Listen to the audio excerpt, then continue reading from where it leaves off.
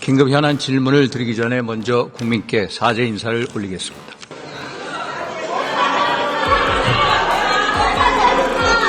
대통령의 담화를 자세히 보면 민주당의 입법 폭주, 그간에 민주당이 22대 국회에 들어서 얼마나 많은 입법 폭주를 해왔습니까?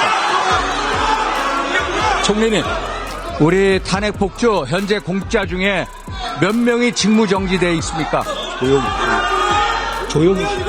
아니 그래도 국회의장한테 그렇게 하는 건 아니죠.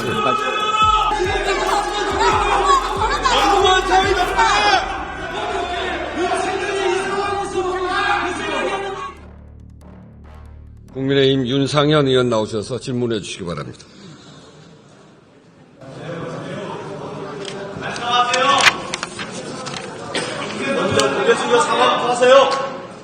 존귀하신 의장님과 선배 동료 의원 여러분, 윤상현 의원입니다. 먼저 총리님 나와주십시오.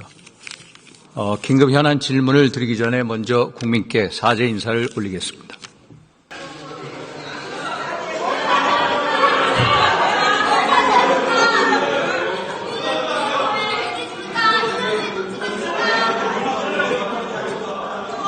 잊어버렸네. 다시 사과하세요. 공원 영생이 못 부리게 합니다.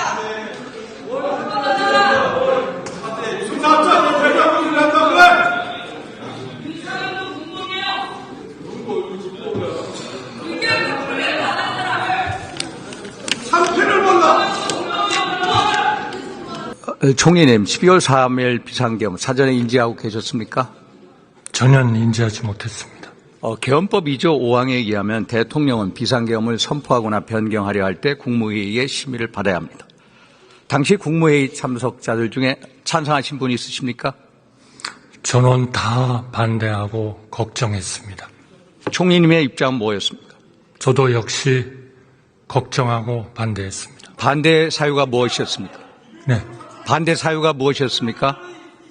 반대 사유는 우선 대한민국 경제 그리고 대외 신인도에 막대한 지장을 초래할 것이고 국민들의 수용성도 없을 것이라고 말씀드렸습니다. 그렇게 반대하셨는데 왜 못 막으셨습니까? 그것은 왜 국무위원들이 그렇게 얘기를 했는데도 이 문제가 그대로 진행이 될 수 있었는지는 앞으로 수사를 통해서 밝혀지리라고 그렇게 생각합니다. 국무회의의 심의라는 게 의견을 조정하는 것이지 최종 결정을 하는 의결이 아니어서 그랬습니까? 그 국무회의 자체가 많은 절차적, 실체적 흠결을 가지고 있었다 그렇게 생각하고요. 국무회의를 개최하려고 했었던 것은 계엄의 그런 절차적 흠결을 보완하기 위한 것이 아니었습니다. 국무회의를 명분으로 국무위원들이 모여서 좀 더 많은 국무위원이 반대하고 또 의견을 제시하고 걱정을 제시함으로써 계엄을 막고자 하는 것이었습니다. 막으려면 나가서 언론에 말해. 그러나 결과적으로 계엄을 막지 못한 것에 대해서 많은 죄책감과 그리고 정말 송구스러움을 느끼고 있습니다. 총리님, 비상계엄의 발동 요건이 뭡니까? 제가 적절하게 다 기억은 하지 못합니다만은 비상사태 가능하다. 일단 헌법 77조를 보면 전시, 사변, 이에 준한 국가 비상사태, 법률에 의해서 군사적 필요 또 공공안정질서 유지를 위해서 비상계엄을 선포할 수 있다. 알고 계시죠? 네, 그렇습니다. 비상계엄의 발포 요건, 소위 말해서 전시, 사변, 이에 준한 국가 비상사태 여기에 해당됩니까? 확신이 있습니까? 저는 그 어떤 경우에도 계엄의 발동은 정말 신중하고 합법적이고 헌법에 적합해야 된다고 생각합니다. 그런데 저는 참 왜 그걸 못 막으셨는지 대단히 의문이 남습니다. 모든 국무위원들은 반대하고 걱정했습니다.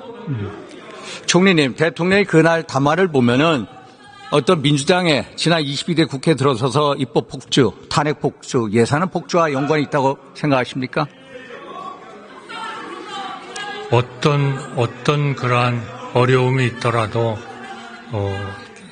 계엄을 대응책으로 하는 것은 그거는 헌법과 법률에 합치하고 또 대단히 신중해야 된다고 생각합니다. 물론 예산 폭주, 탄핵 폭주, 입법 폭주를 통해서 정당화시킬 수는 없습니다만 대통령의 담화를 자세히 보면 민주당의 입법 폭주, 그간에 민주당이 22대 국회에 들어서 얼마나 많은 입법 폭주를 해왔습니까? 총리님. 그러한 문제는 앞으로 수사를 통해서 밝혀지리라고 생각합니다. 우리 탄핵 폭주 현재 공직자 중에 몇 명이 직무정지되어 있습니까?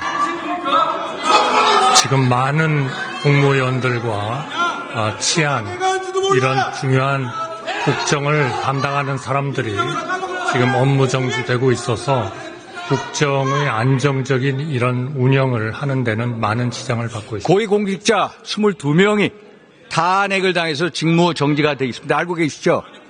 네, 알고 있습니다. 검사 탄핵 몇 명이 됐습니까? 상당히 많은 숫자가 된 것으로 알고 있습니다. 법관 탄핵을 겁박하면서 사법기능을 무력화하려는 시도 있었습니까? 그런 일이 있는 것은 알고 있습니다만 그 모든 것이 좀 정지시켜줘. 조용히. 아니, 그래도 국회의장한테 그렇게 하는 건 아니죠. 네. 그 모든 것이 이것과 다른 견해의 토론이 또 있으니까 저 이야기 들어보시죠. 그 모든 것에 대한 대응책이 계엄이 될 수는 없다고 생각합니다.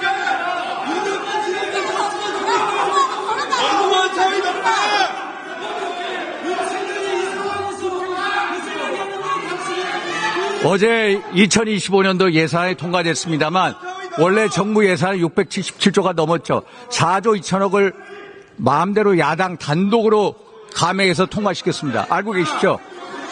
알고 있습니다.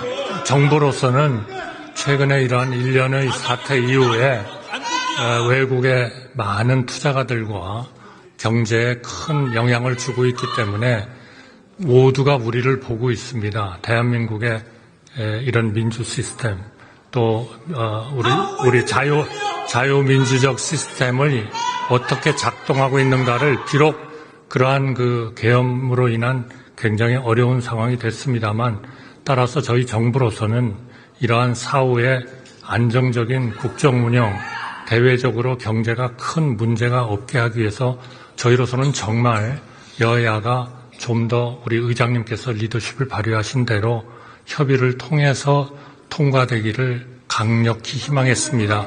그것을 또 외국에서 그렇게 절실하게 원하고 있고 지난 90년대 말에 우리가 외환위기가 났을 때 그때 기아를 비롯한 그러한 그 기업들이 큰 기업들이 도산이 났습니다. 그때의 온 국제사회가 지켜보고 있었던 것은 과연 대한민국이 이런 민주적 일종의 탄력성이 회복이 돼서 4대 금융개혁법이 고쳐질 수 있느냐 하는 것을 보고 있었습니다. 당시에 대선이 있었고 대선 주자 간의 합의가 잘 안 됨으로써 그것이 4대 개혁법이 무산이 되고 따라서 외국의 투자가들은 그때부터 자금을 급속하게 대한민국에서 빼기 시작했습니다. 저는 많은 우리 의원님들도 그런 데 대한 걱정을 많이 하고 계시고 그러고 있다고 생각합니다. 그리고 이러한 사안의 발생이 대단히 저희로서는 정말 잘못된 일이긴 하지만 대한민국 경제가 유지될 수 있도록 의원님들 조금만 이 경제 문제에 대해서는 조금 냉정해지시고 좀 협조를 해주시기 간곡히 당부드립니다.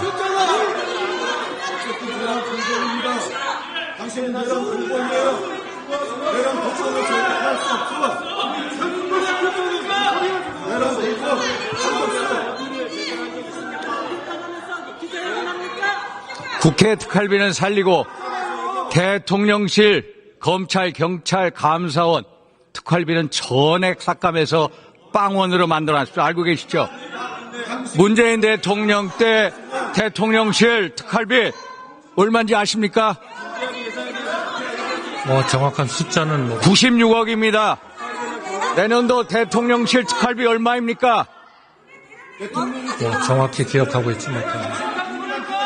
빵원인 거 아시죠? 영원인 거 아십니까? 자, 내년도 대통령실 특활비 영원인 거 아세요?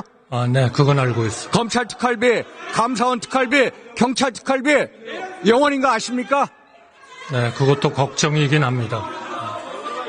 들어가십시오. 다음 박성재 장관님. 총리님 수고하셨습니다. 박성재 장관님 나와주시죠. 찍었을 때 국민과 언론에 알렸으면 이렇게 안 됐다고. 계엄이 터지지 않았다고. 그래도 1년만 지나면 역적이었습니다. 그렇게 믿는 나라입니다. 이런 공무원들.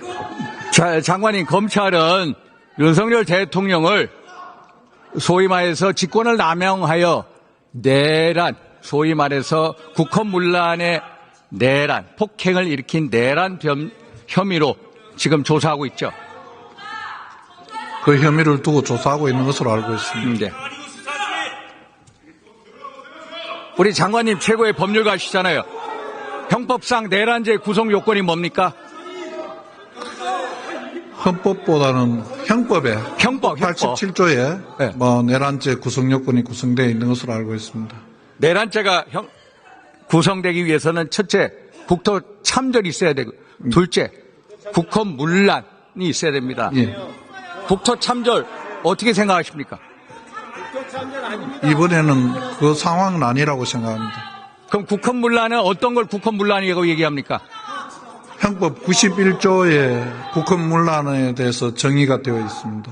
헌법과 법률의 절차에 의하지 않고 헌법과 법률의 기능을 소멸시키는 거, 그게 국헌문란 하나고요. 예. 또 하나는 헌법기관을 강압에 의해서 전복시키고 권능 행사를 불가능하게 하는 게 두 번째입니다. 이거에 정확하게 맞습니까? 법 조문에 그렇게 되어 있습니다. 예를 들어서 그 당시 상황을 보면은 언론사, 방송사 다 군대가 안 갔고 국회와 선거관리위원회만 갔거든요. 그래서 이 법조문이 제대로 적용되는지 법무부에서는 검토를 안 하십니까? 저희들이 따로 검토한 바는 없고 수사기관에서 수사에 필요한 때에 검토하고 있을 것으로 생각합니다. 내란죄가 성립되기 위해서는 고의성과 목적성이 있어야 됩니다.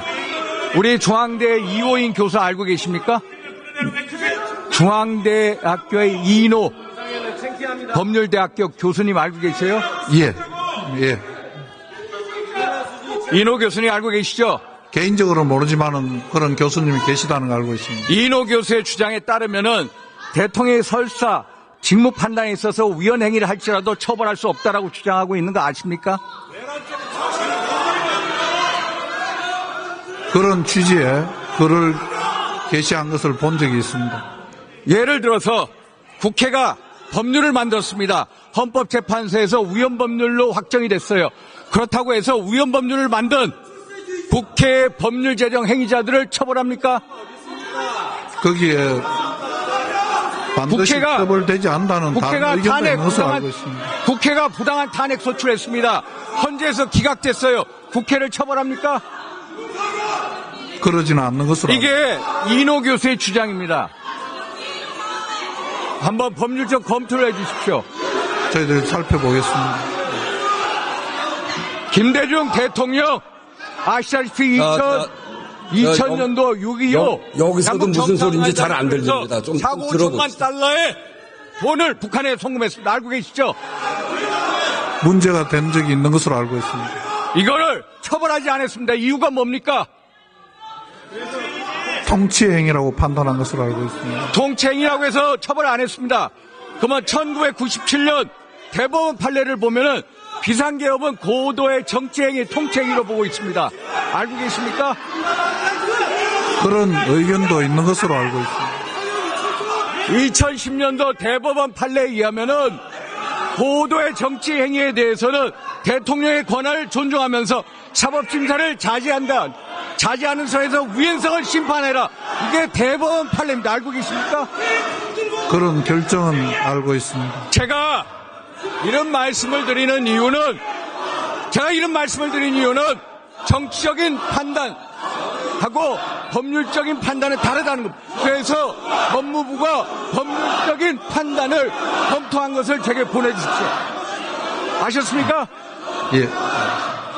다음 최상무 부총리 나와주십시오.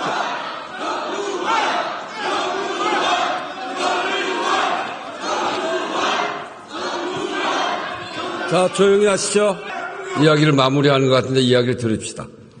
존경하는 국민 여러분, 대한민국 헌정사의 중대 기로에 있습니다. 대한민국 역대 대통령의 끝은 비극이었습니다. 이제 이 비극을 끝내야 됩니다. 그 길은 대통령제를 탄핵해야 합니다. 제왕적 대통령제를 탄핵해야 할 조례 찬스를 맞았습니다. 87년 체제를 반드시 탄핵해야 합니다. 지금 대통령이 조기 하야를 하고 바로 대통령 선거가 있으면은 차기 대통령에서 헌법 개정 물 건너갑니다. 윤석열 대통령 이번 사태에 대해서 정치적 사법적 심판을 받아야 합니다. 당연히 당당하게 받으시라 믿습니다. 그러나 그걸 넘어서서 우리는 대한민국의 미래를 고민하는 계기로 만들어야 됩니다. 국정공백의 최소화 적극 찬성합니다. 그러나 그거에 머물지 않고 대통령제 폐해를 끝낼 수 있는 절호의 찬스를 만들어야 되는 게 우리들한테 있습니다. 존경하는 국민 여러분, 이제 그 결단은 우리 국회에 있습니다. 우리 이재명 대표님 결단해 주십시오. 제왕적 대통령제를 뜯어고치지 않으면 다음 대통령도 똑같은 비극을 회피할 수가 없습니다. 우리 여야 국회의원 여러분, 대한민국 국민과 미래를 위해서 한번 결단합시다. 대통령제 폐해를 끝낼 절호의 찬스를 한번 생각해 봅시다. 제왕적 대통령제를 끝날 수 있는 결단을 만들 수 있도록 우리가 놓아줍시다. 이게 역사의 비극을 막는 길입니다. 경청해 주셔서 감사합니다.